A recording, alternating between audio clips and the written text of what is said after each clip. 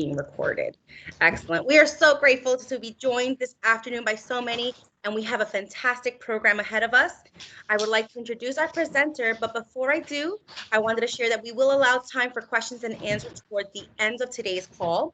But please feel free to type in your questions, like I was mentioning, in that chat feature. As you have them, as you come up, please feel free to go ahead and chat those away. For those who are joining us by phone, you'll have an opportunity to also come off of mute to ask those questions later. I'll give the feature to press that as well.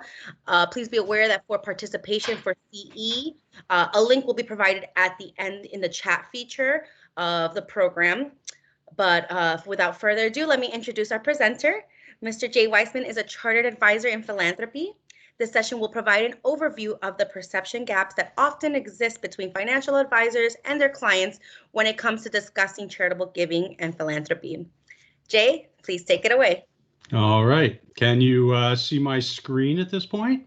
Yes, I can. Thank you so much. All right. Well, thank you so very much for having me here today. It's always a pleasure to join a group. There's some folks here that I know and recognize, so it's nice to see you. We travel in some similar circles.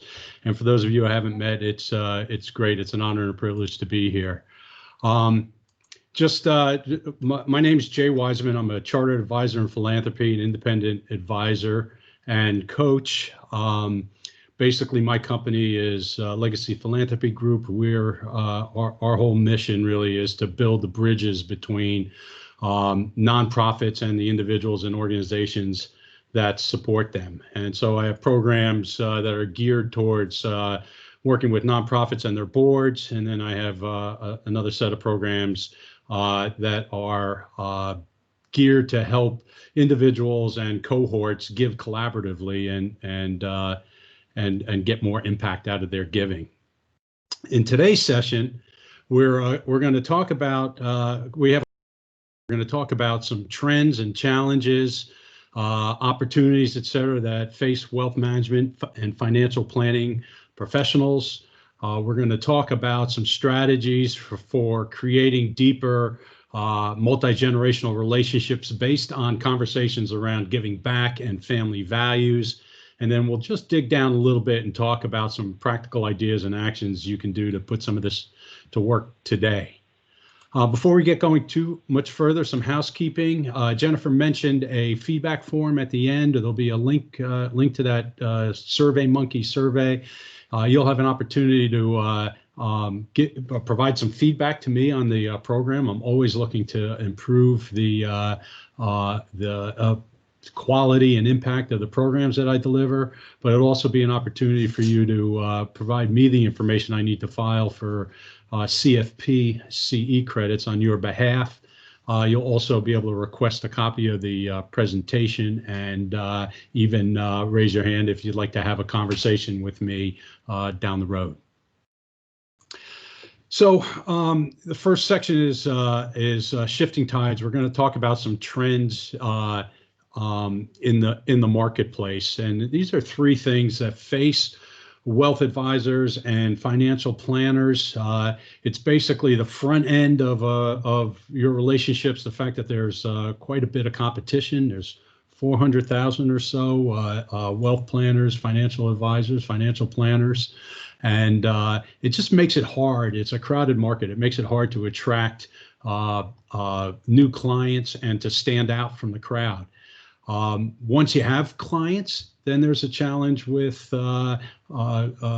really generating revenue. One of the big, and I confess I've never been a wealth manager, financial planner myself, but I've spoken to many. And one of the biggest challenges I keep hearing about is this idea that fees are being compressed. There's all sorts of forces in the industry and commoditization that's going on. And so we want to try and address that challenge here today as well. And then attrition. It's hard to keep assets in the book. Many of the folks that we talk to have aging client base, and there's a historic wealth transfer underway with assets on the move. I want to drill down on that a little bit, right? So assets on the move, we all talk about AUM, or assets under management. Another phrase I've heard that I was going to throw down is assets at risk. And the statistics vary, but across the board, the the estimates are that 85, if not 90% of assets under management change hands when an estate plan matures and those assets flow to a significant other or to the next of kin. And with a conservative estimate of 30 to 40 trillion that is going to transfer from my generation, right? From the baby boomers over the next decade or so. If we do the math, it's we take just if we take the lower number, 30 million and 90%, 30 trillion and 90%, that's $27 trillion in assets that are likely to be change hands. And so for those of you that have a plan to retain those assets and build the relationships you need to do that, then it's an that's an opportunity, and for the others, it's a risk. So one other trend I just want to chat about, well, actually two, is this perception gap. The U.S. Trust did a survey a while back, talking to investors about how they perceive the work that is done and the conversations they have with their advisors. And as you can see, there's a disconnect between what motivates clients, right? Advisors overwhelmingly think it's about taxes much more than it is. There's a disconnect who initiates the conversation and whether or not the conversation occurs, including and regarding the next generation and how values and valuables are passed along. And so this is a challenge for advisors. And I just want to focus on this idea of what folks are looking to pass, right? And look to pass to the next generation, that transition, during that transition.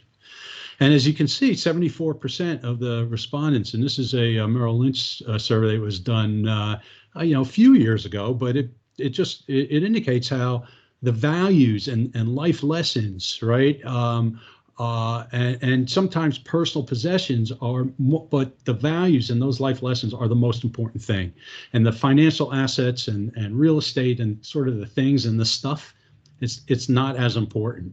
So this is just something to keep in mind. It's a disconnect.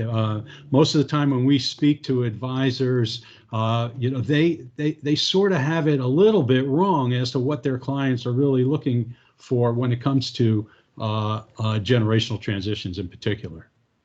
So with this with these trends comes an opportunity, and we're going to talk about that today. And the opportunity is for you as advisors to attract assets in this competitive market.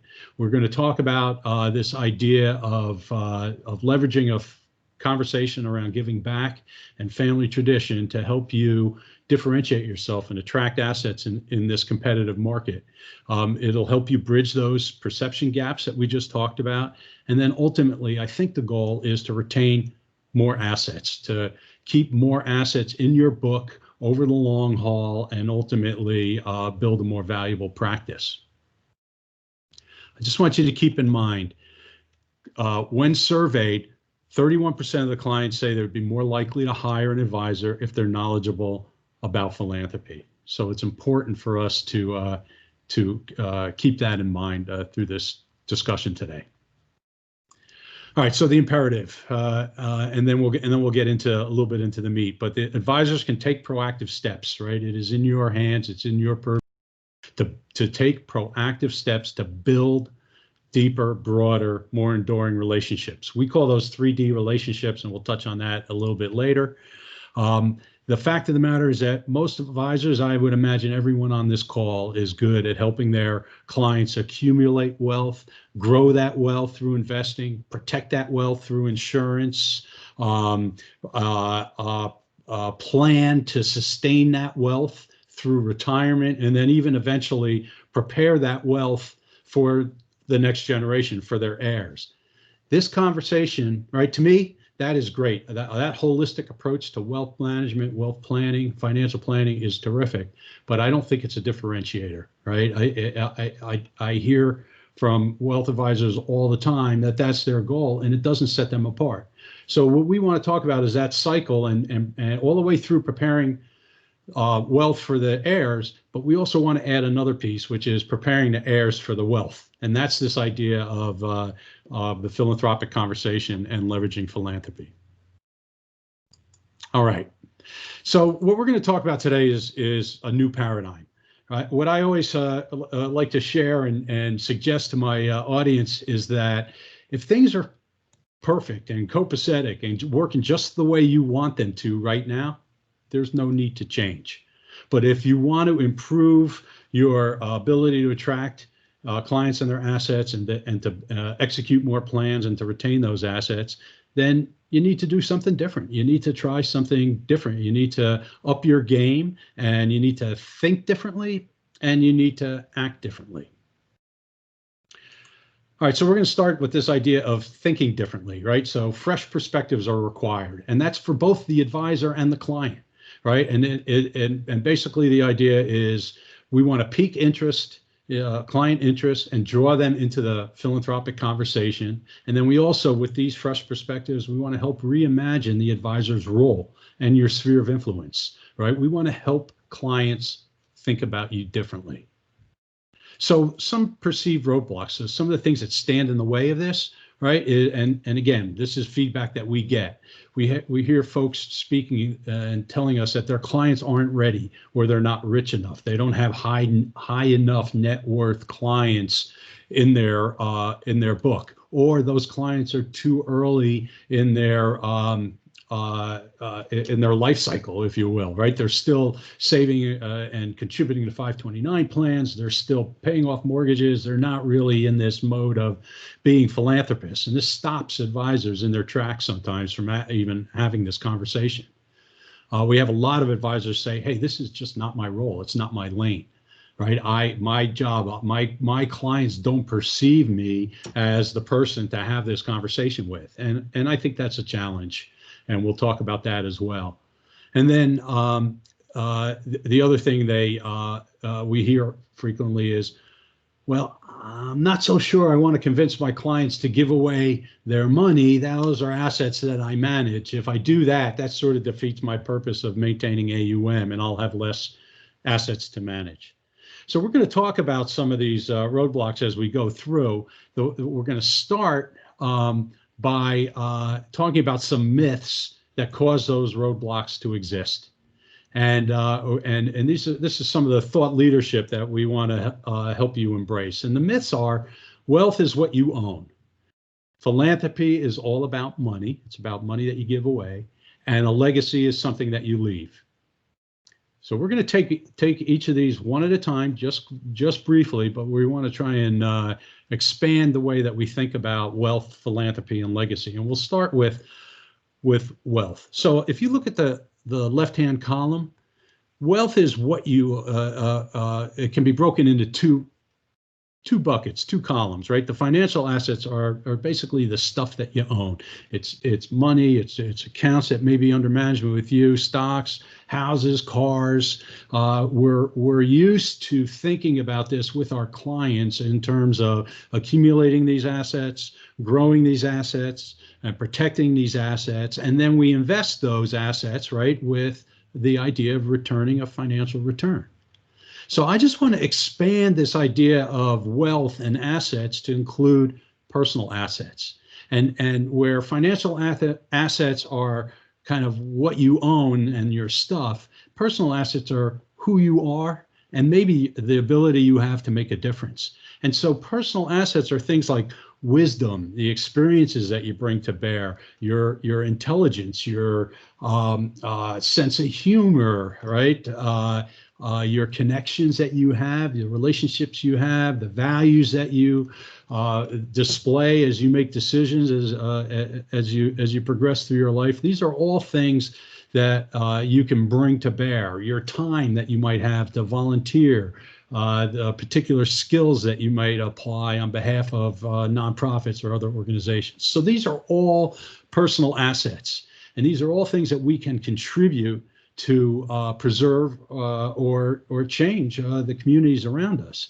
And the thing is that we also get to to think about how are we going to take these assets and invest those assets and in effect get a return, a social return. So how are we going to spend our time? How are we going to spend our money? How are we going to leverage our relationships to make a difference? So this is a way of looking at wealth and assets in a little bit broader sense. Next up is philanthropy. So again, the myth is that philanthropy is all about money. If you look at the root of the word philanthropy, philos means loving, like Philadelphia and brotherly love. Anthropos means about mankind, meaning man. So if you think about anthropology, the study of mankind, right? If you put those together, it's really about the love of mankind. Now, people often think of philanthropy as, very wealthy folks giving lots of money away, having buildings named after them, et cetera. And that happens, but there's certainly a prevailing attitude that you need to have a lot just to give some away, and we disagree with that. So as I mentioned, in the purest sense of the word, philanthropy is about helping each other, contributing to mankind. I think I think most of us are from the Northeast. We get snow. If a big snowstorm occurs and you're out helping an elderly neighbor shovel out their driveway or clear their sidewalk, you're being philanthropic. In the minds of many, the definition of philanthropy has been hijacked, and there really is nothing about it, right, that implies that it needs to be expressly having to do with money. So here's a quote that I'll just read. All right, philanthropy is really about people giving their time, care, and help to causes they care about. Simply put, philanthropy can be explained as anything you do to make the world around you a better place. Go through this is I don't want you to be constrained by the perception that having a conversation about philanthropy is it needs to be limited to a particular tranche of your client base. All right. So the next thing and the next myth is about legacy and legacy being something that you live, right? There's this idea that people carry with them that you leave a legacy when you pass, right? This is something that gets laid out in the instructions in a will, and that's true, right? And it's very true. And we have gift planners on the call with us, right? We're speaking on behalf of the folks at American Cancer Society.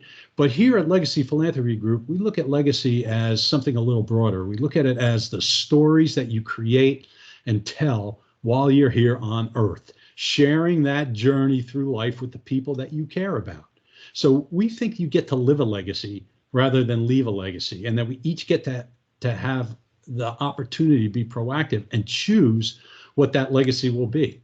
So in a way, legacy, crafting and creating a legacy is like building a personal brand, right? How you act and the decisions you make and who you choose to make those decisions with, and all of that reflection of your values. And so somebody like my age, I'm getting on in years, I think about legacy, but my adult children who are in their 20s, they don't really think about it that way, but they think about the same decisions and how they show up in the world as their personal brand, and it's really the same thing. So throughout our lives, we get to live a legacy, and I think that's an important point to keep in mind as we continue through this conversation. All right, so myths busted. So philanthropy, we've talked about now, philanthropy is more than just money, right? And wealth is more than the stuff, includes the stuff you own, but it's more than that. And a legacy is something that you live. And so why is it important to bust these myths? Because by expanding these definitions, you put yourself in a position to expand the lane that you are in right now and include a conversation about giving back in family tradition. All right.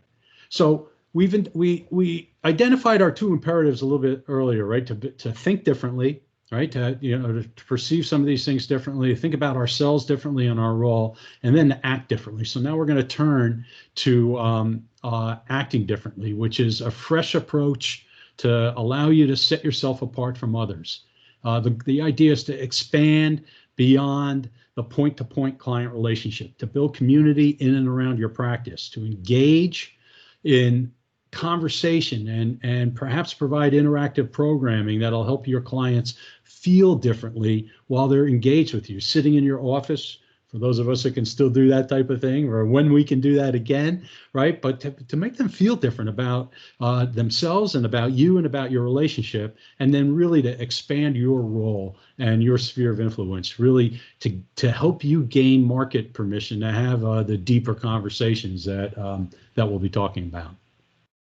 So I'm going to go and I'm going to put up a question, and then we're going to go to the chat. So for the folks on the phone, I'd just like you to tell me, hey, do you proactively bring up philanthropy when you have conversations with your clients, intake, initially or throughout those relationships? And if so, what are the kinds of things that you talk about and when you have those conversations? So I'm going to have Jennifer kind of monitor the chat for me, but let's use that chat box to respond. Hopefully we don't have crickets. I know there's a few people I can count on to respond to this. If you don't want to come off, if you don't want to chat, you can also come off of mute. If you're on the phone, you can use *6 to come off of mute.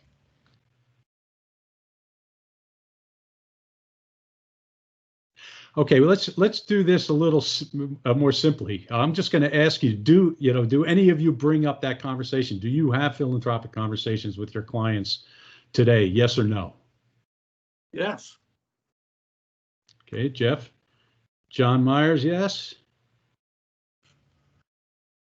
We got thumbs up from Jeff. We got thumbs up from Jeff. Okay, Ron. All right, great.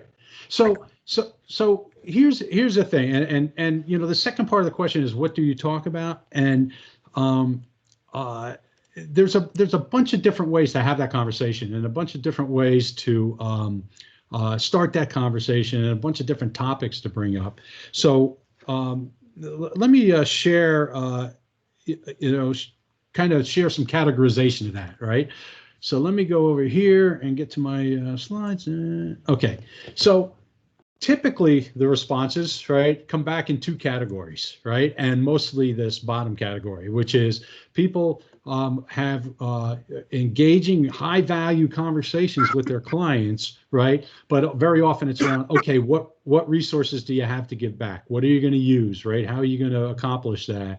What are your needs for cash flow and tax planning, right? What planning tools are available, et cetera. And we'll talk about those in a second, right? And what investment strategies, right? And we'll talk about things like ESG and things in just a second. But most of the time, most advisors, if they're having a conversation around that, around giving back and philanthropy, that's where those conversations live. And very often that's where they start and stop.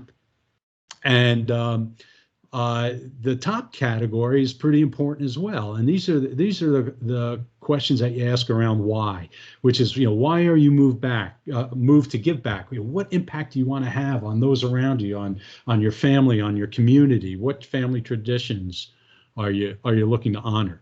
We're going to spend a bit more time talking about those why questions, or if any of you have been through the Chartered Advisor in Philanthropy program, that's my designation. I'm a Chartered Advisor in Philanthropy. I think I neglected to mention that in the beginning, but this is referred to above the line and below the line kind of questioning.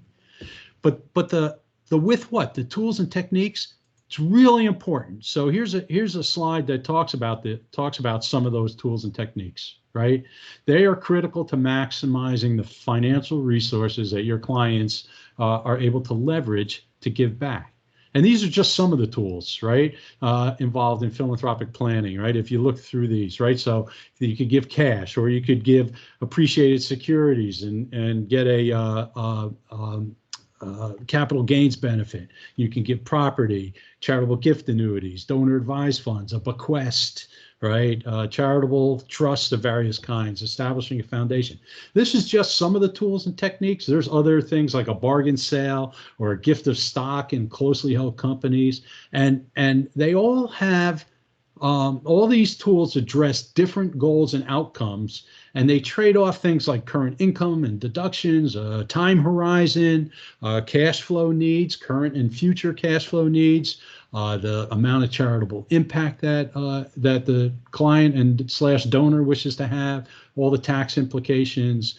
Some of these tools provide allow the client to retain different levels of control, maintain different levels of privacy, et cetera. So there's a bunch of different factors and dials that you can turn to help determine which of these tools is best suited. And generally speaking, these tools increase in sophistication sort of from the top of the list to the bottom. Not 100% so, but that's a general observation.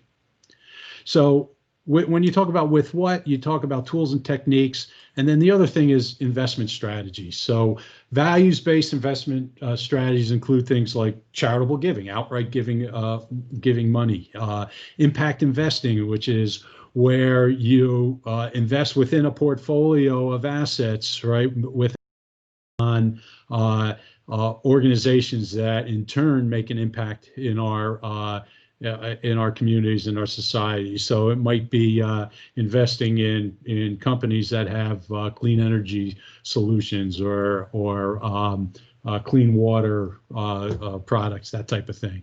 There's ESG and SRI, which I won't go into all the initials, but it's socially responsible investing that look at companies and how they conduct themselves and how they deal with their supply chain and their sustainability and all those other types of things. There's venture philanthropy, where you have venture-like investments in philanthropic companies that have giving back, not giving back, but social impact as their goals. And then mission-related investments, something that foundations do with their corpus, and program-related investments. A number of other tools, which I'd be happy to talk about in more detail. But the idea is that with your client, you can have a conversation about how their investments, without giving anything away, but just with their investments alone, they can make a difference and invest with an eye towards having a social impact. I want to address one of the other roadblocks we talked about, which is this idea that, hey, if I'm successful at this, if I do what you are suggesting, Jay, and I do it well, my clients are going to give away some of the assets I manage, and that might be true. And my kind of big picture response is, the statistics say you're going to lose 85 or 90% of the assets that a particular client brings to your relationship. So if they give away some and it gives you an opportunity to build a stronger relationship and maintain those assets through generational transfer, you're going to be ahead of the game. But this slide speaks to just a much more practical response, which is the chances are that that you don't have a full share of your client's wallet, and if you do, that they still have assets that are non-monetary, non-liquid, non-cash assets, like a vacation home shown here, or an art collection, or a piece of art, or any number of other assets. And with the right philanthropic planning, you can help your clients donate those assets, convert those into donor advised funds or into charitable trusts or whatever, take those into a charitable vehicle, receive all sorts of tax benefits for doing that, and then convert them to cash, and you can retain management of that. So if you think of that as a strategy, ultimately you end up increasing AUM. So just wanted you to keep that in mind. And I think the savvy advisor that has philanthropy as part of their practice appreciates and leverages this fact to great effect. Okay, so the topic of today's conversation is why ask why. So we're going to talk about, we just talked about the kinds of questions you can ask, the whys and the with what. We just spent a little time on probably the area where most of us are most comfortable, which is having a conversation about investment strategy and vehicles and the like. So now we're going to talk about why, right? And ultimately, the reason is to build stronger relationships. We call these here at Legacy Philanthropy Group, we call those three-dimensional relationships. And you can see by the block what those dimensions are. It's about making more meaningful connections with your clients, right? If with that wealth earner, the person who's in your office every day or on the phone, on a day-to-day basis or week-to-week basis, whatever, right? But the idea is to have that conversation at a deeper level, to build deeper relationships. The idea broader means expanding that relationship between, beyond the wealth earner to the next of kin and to the next generation. The next generation and significant other, whether that's spouse or whatever, right? And just build a more robust, broader relationship. And then we talk about continuously engaging over time, making an ongoing difference and having an ongoing impact and continuing to broaden and deepen those relationships over time, which we would call, and across generations, which we talk about as enduring relationships. So those are the three dimensions that we talk about. So let's now look at why ask why and how it benefits your practice. I'm not going to read all these bullet points, and I will provide the slides to anybody who fills out the survey and requests them. But asking why brings benefits to you, your clients, and your community. And for your practice, you build these stronger multi-generational relationships that we just talked about. You can implement more financial plans because you're able to tie an emotional need to implementing those plans. You're helping folks find more meaning from their wealth, and ultimately that allows you to retain assets over the long haul. It helps set you apart and play a more visible role in your community. Get more referrals, build your brand, right? It's good for your practice. It's also good for your clients. By asking why, you help your clients align their investment strategies, all right, and share their values with their family traditions. You can help them think about it. How is their investment strategy? How is their giving back to the community? How is this a reflection of their values and their family traditions? And how can you help them foster family communication and just make connections to those generations? Now, we're not talking about family counseling here. We're not talking about deep, heavy analysis by any means, right? Because I'm sure you're not qualified for that, and neither am I. But it's just the idea of not sponsoring, but catalyzing conversations that will help them and help your clients be more fulfilled with their wealth. And then finally, we have this idea of why ask why? Well, it's for your community. You can make a difference, perhaps through your own giving and the giving that your organization does or you do as an individual. That's part of your brand too. And by being a catalyst and having these conversations with your clients, you're making a difference in your community, and in effect, you're inspiring your clients, and you're also crafting your own legacy. All right, so we're going to shift. This is why ask why, and we talked about how it benefits your practice and your clients and your community, and now we're going to just talk about who to ask why. Right? We're going to roll up our sleeves a bit. So again, I'm not going to read all of these, but these are some of the client characteristics we look for when we're working with advisors, or that advisors look for in their book. Right? Clearly, your ears should perk up if a client comes out and asks you about charitable giving or impact investing. And more clients are going to ask you about impact investing, and more of your younger clients, for sure, are going to be asking about that.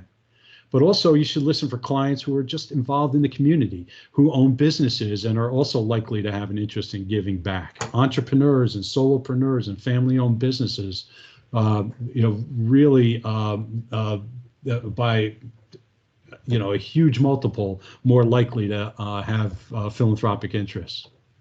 You should look for clients that are going through significant life transitions or liquidity events. They're often open for these conversations. And then clearly, clients without children are likely to be open to be thinking about how their wealth will live on. So that's some of who to ask why, right? And these are some additional things to look for and listen for when you do have that conversation around giving, right? So for many folks, giving back comes with its own set of challenges that you can help them sort through. A lot of items on this list here have to do with tracking donations, keeping organized, rushing at the end of the year to make charitable contributions. And oh, by the way, Thanksgiving's right around the corner. Brace yourself, right? For those of you that have those conversations, they're about to start if they haven't already. And but the fact is that many folks who give also have concerns about things that aren't on this list, right? How their money is being used, what impact they're having. And this is the perfect opportunity for you to have a conversation with them and dig a little deeper and get to the why of their giving. All right, so we're going to talk about this idea of values-based planning, and my contention is it's a process. It's the same basic process that you're probably used to right now, where you do discovery, right? You understand the needs, the inclinations, the proclivities of your clients. Informed by that data intake, if you will, you create a strategy and you design plans, and then you implement those plans and you evaluate the impact, and then rinse and repeat. You see, it's an endless circle, right? You keep going through that, and that's how your relationship deepens. The impact and effect that you have on your clients increases, and your relationships again get stronger. So philanthropic planning is really similar to financial planning. And if you have clients that own a business, it's the same thing as business planning. The analogy I always use for clients, it's like creating a roadmap and a plan. And whether it's a financial plan or a business plan or a philanthropic plan, if you don't know where you're going, right, you'll probably never get there. And if you do, it's just a circuitous route. I always ask people, if you get to a fork in the road, if you come to a fork in the road, which way do you go?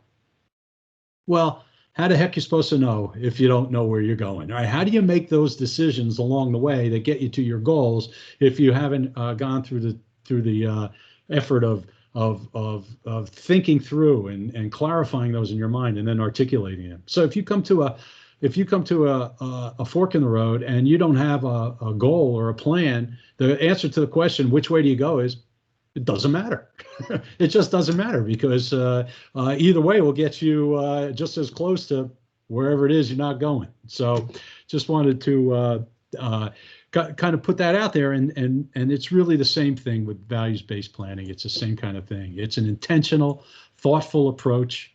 It comes from the result of a structured process. In effect, as I just mentioned, it's a plan for your client's philanthropy, and it really does complement a financial and an investment plan. So I'll just spin real quick through these phases. In discovery, these are just some of the questions you'd ask and address early in the process, right? Understanding a client's capacity, understanding their goals, what their estate and legacy planning concerns are.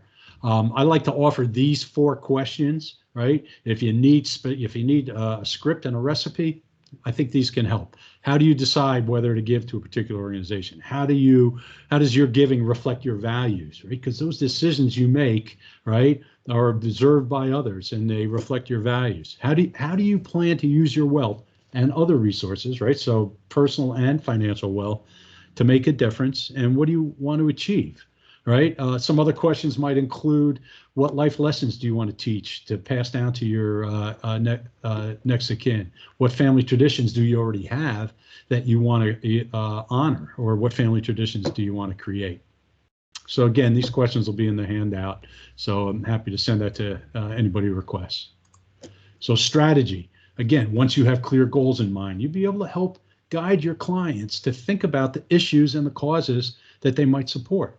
And this is also where you tie back into your financial planning, factoring in the cash flow, tax planning, and retirement planning you may have already done with your clients, right? How do you support that? How do you create these plans and strategies and instruments? And then finally, impact, right? As is the case with any sort of planning, right? The key is implementing the plans and then evaluating the results, and then making adjustments. And the difference here, I think, is that these philanthropic plans are themselves and make all the rest of the planning that you've done more likely to get implemented because you've tied them back to your client's values. It's not just an intellectual decision. I don't know how many of you have created plans with your clients and put a ton of work in and presented them, and then they just sit. And I think that a reason that happens is that because in many cases, the client is not emotionally attached to the plan because they have not had a vision created of what that plan can help them accomplish. And yes, there's things like sending their kids to college, right, and saving for retirement, but the more meaningful aspects of the meaning of wealth can really help, I think, boost those conversions. However, you do need to know your limits, right?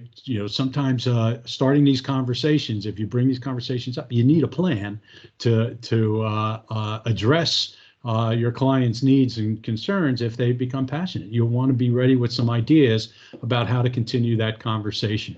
And this is where you sort of need to decide how much time you want to spend here, how comfortable you are having this conversation. I mean, for some advisors, this is just it's not their comfort zone. It's a complex topic, and it does require some nuance, and it's not for everybody. I think everybody can benefit from bringing the topic up, but you need to decide at what point then to turn elsewhere for help, right? So, at the risk of sounding self-serving, one option is to partner with somebody like myself, an independent philanthropic advisor and a coach. Another great resource are the folks similar to the American Cancer Society professionals that are on the phone with us today. You'll hear more from them in a bit, but they are great resources because they not only understand the tools and techniques, but they certainly understand the causes and the values represented and the mission that's being addressed out in the community. There's the American College of Financial Services. They offer a Chartered Advisor in Philanthropy designation, which I have. I'm sure many of you have gotten other certifications from the American College. I know there's others on the phone. Jeff Close, for one, who is a fellow CAP.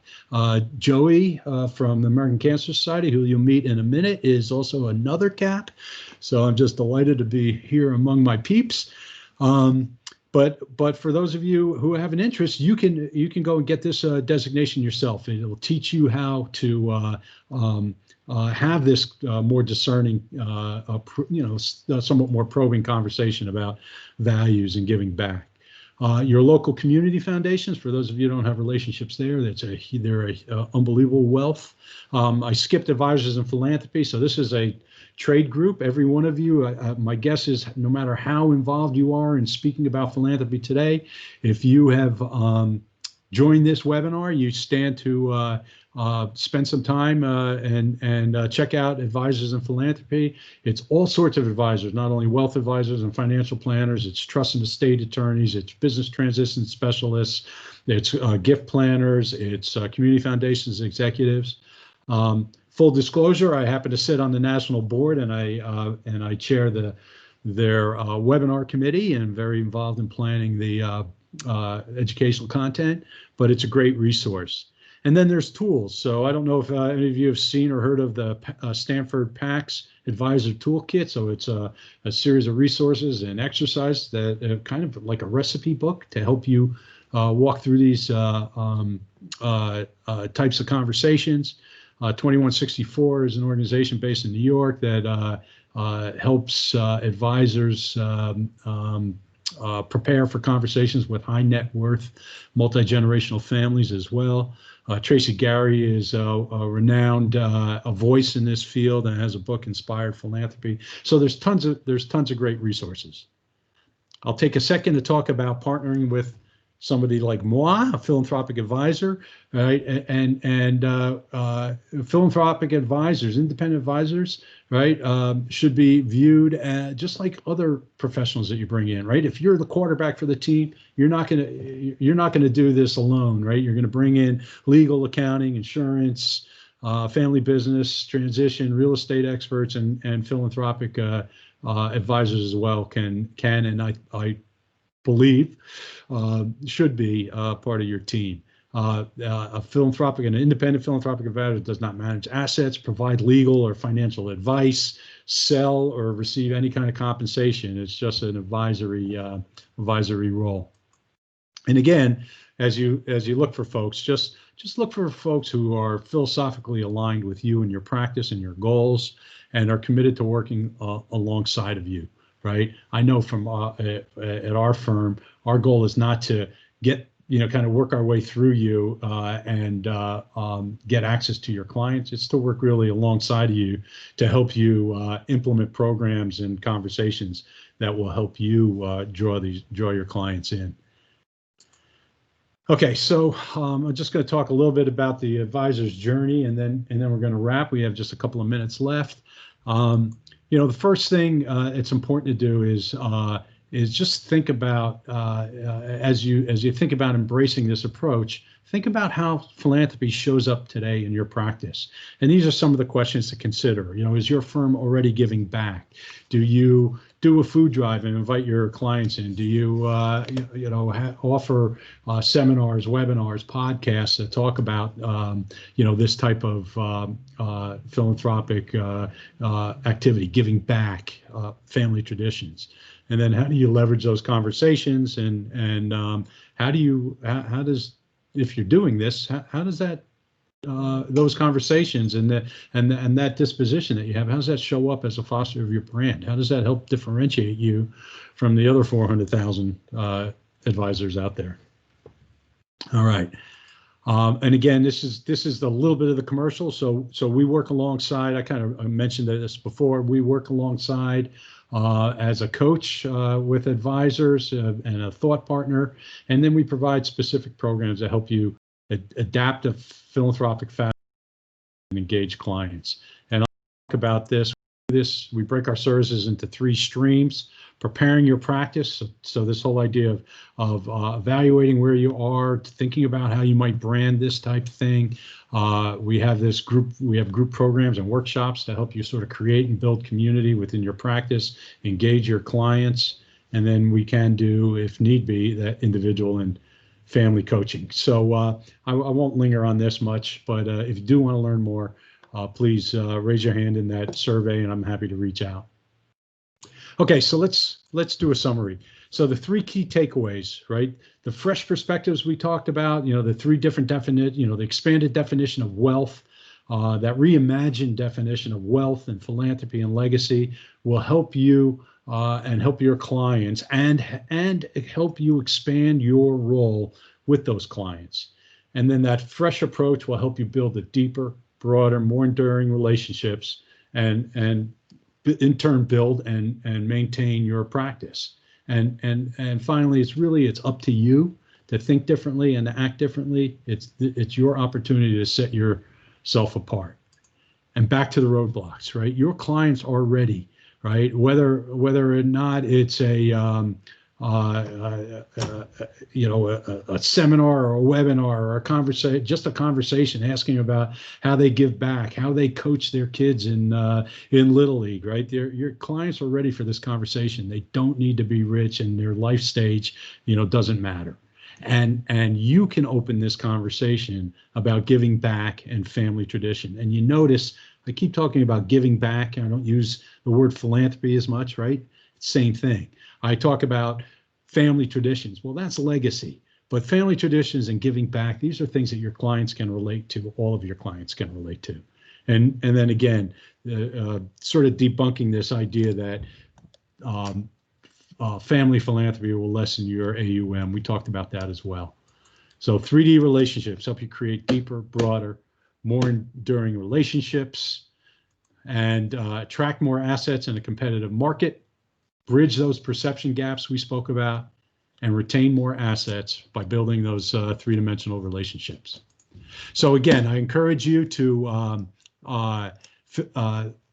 fill out the survey. I haven't actually been looking at the chat box. I don't know if Jennifer popped that in there yet, but she will momentarily. You can register for the CE credits. Give us some candid feedback, right? Again, I would love to hear from you and what you thought about this and what suggestions you might have for this presentation and others.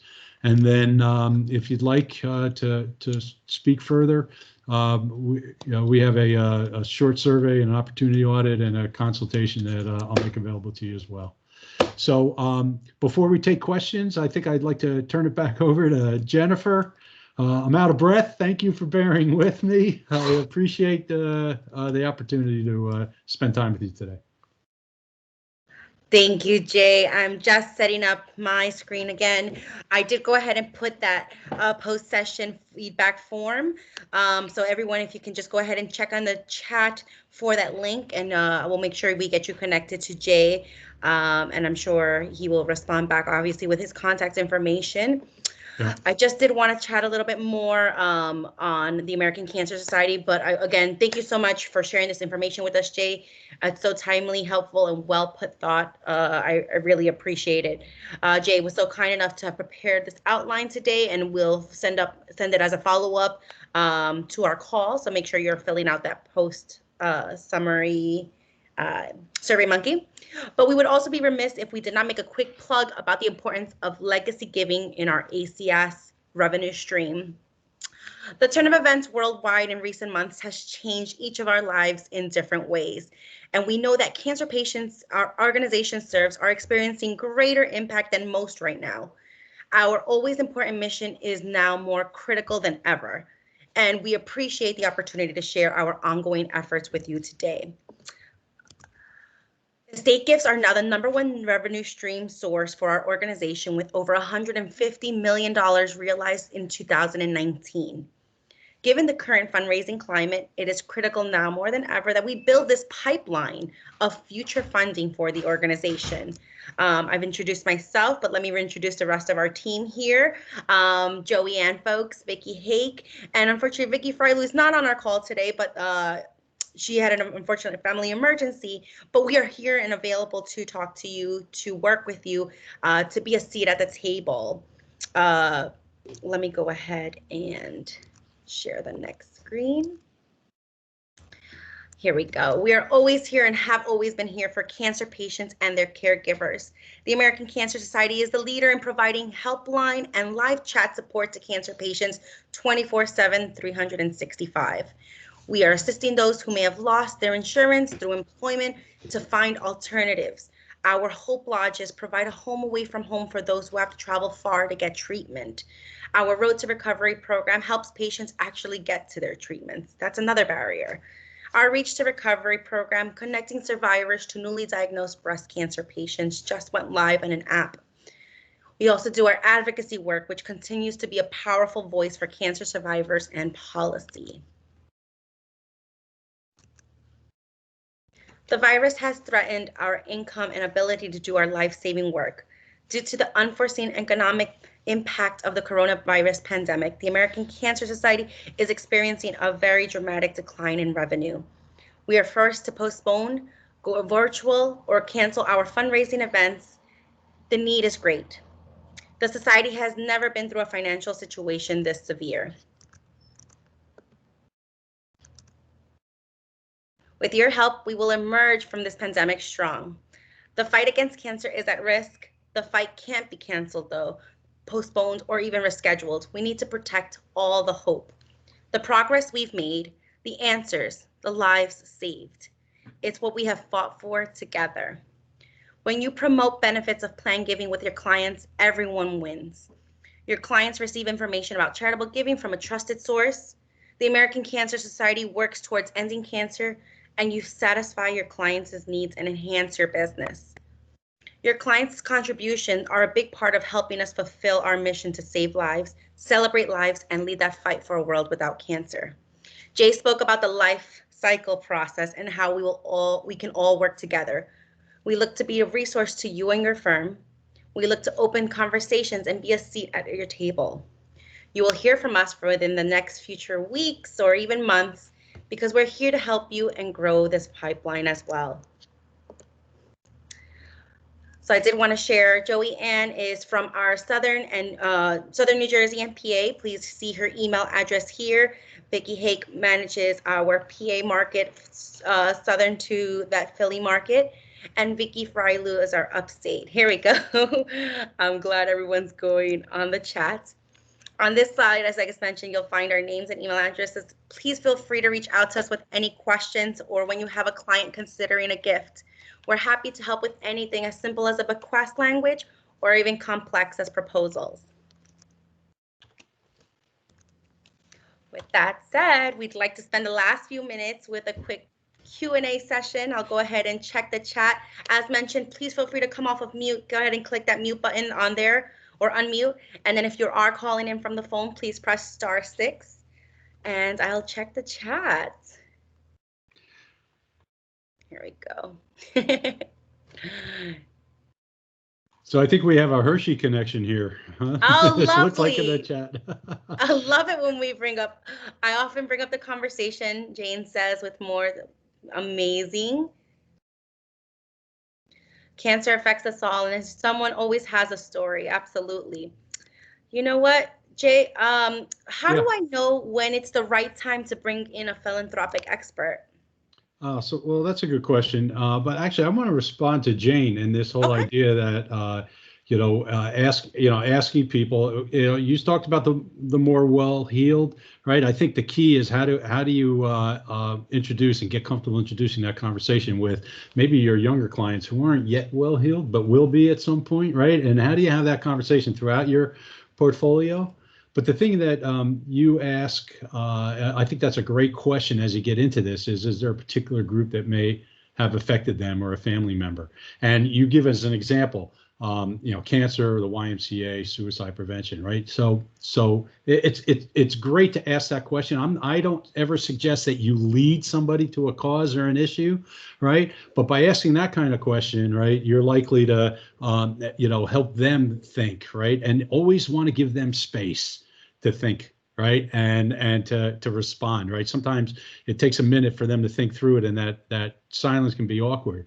But when you think about something that affected their family, or an illness or something like that, right? American Cancer Society is going to come up a lot, right? Because I don't know that there's anybody, right? That it's not like you have to go 6 degrees of separation to find somebody that's been impacted by cancer, right? As an example, right? So I think the folks here from the American Cancer Society are going to be a huge resource, huge potential resource for you. Now, to answer your question, how do you know when to bring in a philanthropic advisor? My first instinct is to be a wise guy and say, right now. But the truth of the matter is it does depend on you and your comfort level, right? What I and folks who do what I do, our goal typically is twofold. One is to help you develop the skills and the comfort to have that conversation and to take that further and further. And then other times it's to be by your side to have that conversation. And it really just depends on how comfortable you are. How much of a recipe book you have of that you can rely on, right, to have this conversation. I'd caution you, probably earlier than later if you're not accustomed to having this conversation. But if we're working together and developing programs, we have all sorts of programs that help you actually start that conversation. And you might be able to go a pretty good distance or all the way, right? The conversation may not end in a charitable planning tool. It may just end with a family outing, or suggesting that they do, family does a service vacation, or that their young children set up a charitable piggy bank, right? Which is, I'll just give you an example of one of the things we talk about, right? Charitable piggy bank is this idea where, a young child gets an allowance, and then they get to allocate a portion of it, usually thirds, right? 1/3 towards charity, 1/3 towards savings, and 1/3 towards, instant gratification, spending it right now. So, even just talking about with your clients with a plan like that and offering a value add just along those lines is something that that you can do, and it's pretty low risk. So the short answer to that question is it does depend, but just don't try not to get out over your skis. And as you do this more and more, those skis will be longer and longer. You'll be able to have much more of that conversation. So happy to talk and brainstorm any particular client cases or situations that you have. That was a great segue to my little plug here. I put in the chat Jay's information. I know it was on the screen, but just in case you did not get to grab that, he's a wealth of knowledge, obviously, as we know. So I want to make sure you do have his contact information. So thank you very much. Maybe I'll have one more question here. Okay. Let's see. And again, please feel free to come off of mute and to ask your question. But the one I see here is, can you give an example of a wealth advisor that used charitable giving to help build their firm's brand? Yeah, I can. So, I'll just give you an idea. So I worked with one advisor. I won't name the person specifically, but we did a couple things with them, right? The first thing we did was exactly this time of year. We did a program that we call Values and Valuables, and what this individual and his firm did, it's a small RIA, and they had been accustomed to sending a fruit basket or a bottle of wine or something around the holidays. And what we did is we worked with them to develop a program where they actually sent a greeting, right? And in that greeting, it talked about the appreciation that they had for the client's business, and in this time of Thanksgiving and the holidays, they wanted to show that appreciation, but they also are philanthropic as a firm, and they wanted to give back. And so they included in this card a gift card from Global Giving, which basically allows the client to go and allocate $50, or it's not a big amount, but some nominal fee to a variety of nonprofits. You get to go in and choose your cause and region of the world and what population you want to help and all those things. And then just like having a gift card from Amazon, you get to allocate $25 or $50. And it comes with a set of instructions. Go out there and do this and then talk about it as a family. Think about, kind of just ponder what it was like to try and narrow it down and agree as a family and not give to everybody that caught your attention. All these things, teach you about values and wealth, and never have enough money to solve all the problems of the world. Nobody does, not even Bill Gates, but you always have enough to do something. And now you've done something as a family. So it's just this whole idea of, it's not a big expense. It's not big philanthropy, right? But it's an exercise that the advisor did that says, hey, we want to give back and we want you to help us, and we build in a community. And it was a big boon for their branding. And the next year they did a food drive where they had clients drop off, so these are not big, expensive, buy a wing, on a hospital or build a library kinds of philanthropies, but these are things that help, spark a conversation. And with all their clients, they went back afterwards in their next quarterly meeting and said, so how did that greeting land with you? And a lot of the clients reached out to them, but it's just that type of thing is just an idea of how giving back in this conversation can be just an entree to build those deeper relationships. I hope I answered the question, but I think you did. And it's a great something example. that I take away from this is something you said earlier about philanthropy doesn't have to do with money. It's helping the neighbor, community service. I really appreciated that. It doesn't. And when your clients, even the ones that don't have that wherewithal, right? Who was it before? Pam, was it that, right? I'm remembering her name. Jane. Oh yeah, Jane, right? Who said, made the distinction between well-heeled and not. It's like, you can build this into your practice, no matter what category of client or categories of clients that you serve.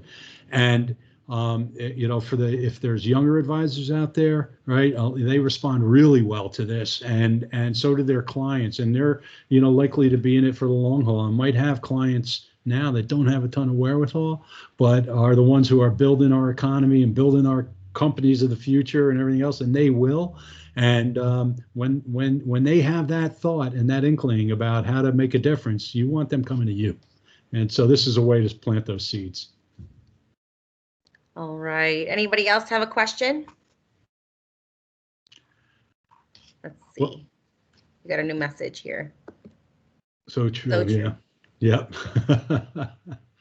Well, Jane, I didn't mean it as a correction. I just meant it as an expansion. So, but the conversations are different depending on who your clients are, and again, the messaging out to them will be different. So it's a distinction worth making. Well, I think that's it then. Jay, do you want to give us a closing statement or send us off on our way? Well, no, just thank you again for inviting me to participate. Thank you all for participating. I see Jeff waving goodbye. Jeff, thanks for joining in, and all the other folks, and to the American Cancer Society team. I think it speaks volumes that you are providing services to these advisors and are there as a resource for them, because it's a really valuable resource. I'm just delighted to be a part of the catalyst for that conversation. Thank you all. Thank you all so much for spending your time with us today. You'll be hearing from Jay, myself, and the team. We look forward to building these relationships and growing our client base. So we thank you. We are grateful for all the support and interest in our mission as well. And as we say, cancer hasn't stopped, so neither have we. So have a great rest of your day. Thank you, everyone. Bye now. Thank you. Bye.